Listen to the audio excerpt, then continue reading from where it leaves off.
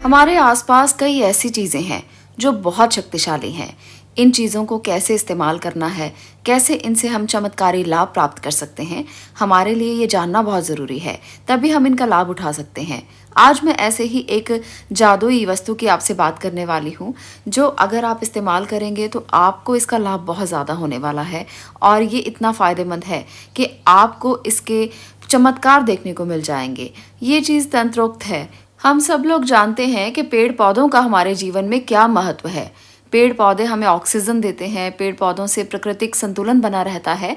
और हमारे शास्त्रों में भी पौधों के लिए कई धार्मिक और ज्योतिष महत्व भी बताए गए हैं।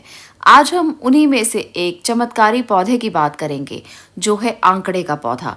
आंकड़े का पौधा एक तंत्र शास्त्र की सबसे महत्वपूर्ण वस्तु मानी जाती है। आंकड़े के पौधे से कई तंत्र विधियां की जाती हैं। आंकड़े का पौधा एक चमत्कारी पौधा माना गया है, क्योंकि इसमें चमत्कारिक शक्तियां मौजूद होती हैं। कुछ अदृश्य शक्तियां जो हमें दिखाई ही नहीं देती, आंकड़े का पौधा उन पर अपना असर कर सकता है। इसलिए इसका महत्व तंत्र में बहुत ज्यादा बताया गया है।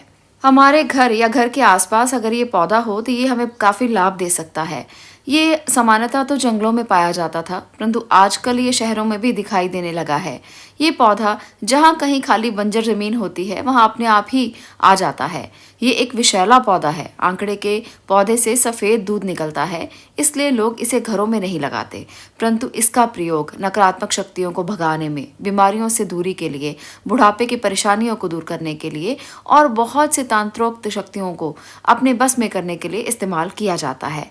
आज हम आंकड़े के पौधे की एक ऐसी ही चमत्कारिक विधि के रूप में आपसे बात करेंगे, जिससे आपको इनके लाभ मिल सकें। आज मैं आपको बताने वाली हूँ ताबीज के बारे में। आंकड़े की जड़ को ताबीज के रूप में आपने गले में धारण करना है। बस इतना सा ही प्रयोग है, और इसकी विधि को आप ध्यान से सुन लें, क्योंकि अगर आपने इसकी विधि को सही से नहीं अपनाया तो इसका लाभ नहीं मिलेगा। और इसके फायदे के बारे में भी सुन लें। अगर इस आंकड़े की जड़ को आप अपने गले में ताबीज में डालकर धारण करते हैं, तो इससे जो रोगी बहुत देर से बीमार है, लंबी बीमारी से ग्रसित है, उसकी बीमारी ठीक हो सकती है। अगर किसी को बहुत जल्दी नज़र लग जाती है, अगर किसी को ऐसा लगता है कि हर बात पर नज़र लग जाती है, छोटी छोटी बातें असर करती हैं, तो ये सब नज़र दोष दूर हो जाएंगे। शरीर की रक्षा होगी, बीमारियों से आपका बचाव होगा। और इसके साथ साथ ऐसे व्यक्ति जो हर काम में पीछे रह जाते हैं, जिनको हर काम में समस्याओं का सामना करना पड़ता है, 99% पर आकर सभी के काम अटक जाते हैं, ऐसी चीजें भी आपसे हमेशा के लिए दूर हो जाएंगी। इस पौधे को गणपति का पौधा भी माना जाता है। ये दूध वाला पौधा ऐसा पौधा है जिसे कुछ लोग अशुभ मानते हैं, कुछ लोग शुभ मानते हैं, पर हमें इसके लाभ लेने हैं। हमें इसकी अशुभता से नहीं, बल्कि इसकी शुभता से मतलब है। अशुभता इसलिए मानी जाती है क्योंकि ये पौधा विषाला माना जाता है, परंतु जिस तरह से चतुर वैद्याचार्य इसका प्रयोग किया करते थे जटिल रोगों को दूर करने के लिए, उसी प्रकार से हमें भी बस थोड़े से इस पौधे का इस्तेमाल करना है, ताकि आपको इसके लाभ ही लाभ मिले, इसका विषैला असर आप पर बिल्कुल भी ना हो। आपने क्या करना है, अब आप विधि के बारे में सुन लें।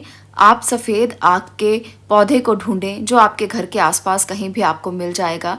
आप उसे ढूंढकर उसके पास चले जाएं, और आप वहां पर जाकर एक माला ओम गण गणपते नमः या ओम वक्रतुंडाय नमः, इसका पाठ आपने करना है। एक माला पाठ आप करें, और आप सफ़ेद आग के पौधे को इस प्रकार से आमंत्रित करें कि कल मैं आपको लेने आऊँगा या लेने आऊँगी। आप मेरे साथ मेरे घर चलें और मेरी दुविधाओं को दूर करें, मेरे दुखों को दूर करें।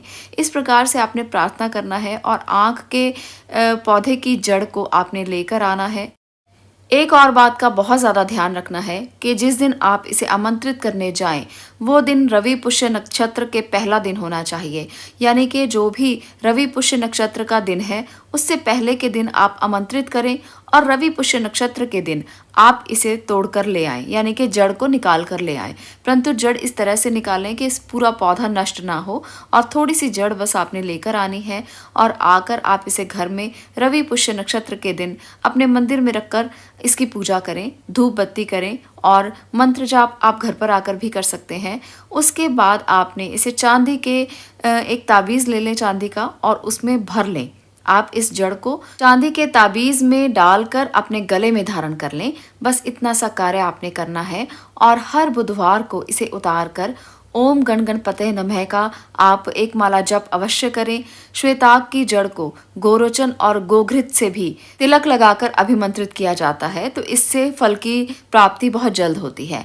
तो इस प्रकार से आपने इस जड़ को अपने गले में धारण करना है और हर रवि पुष्य नक्षत्र पर आप इसको बदल दें और पुरानी जड़ को आप किसी पौधे के नीचे ही दबाकर आ जाएं और नई जड़ को इसी प्रकार से जैसे मैंने आपको बताया है आप दोबारा से आमंत्रित करके फिर से धारण कर सकते हैं। तो ये उपाय बहुत ही सिद्ध उपाय है, तांत्रोक्त उपाय है। इसका जो लोग भी प्रयोग करते हैं उनके जीवन में समस्याओं का अंत हो जाता है और उनको किसी प्रकार की नज़र नहीं लगती, धन आने की सारी दिक्कतें खत्म हो जाती हैं। कोई भी परेशानी है, आपकी परेशानी धीरे धीरे वो दूर हो जाती है। तो इतना चमत्कारी है ये उपाय, इतनी चमत्कारी शक्तियाँ हैं इसमें। आप भी इसे आजमा कर देख सकते हैं। आज के लिए इतना ही। अगर आपको ये वीडियो पसंद आई हो तो इसे लाइक अवश्य कर दें, शेयर करें और चैनल को सब्सक्राइब करें।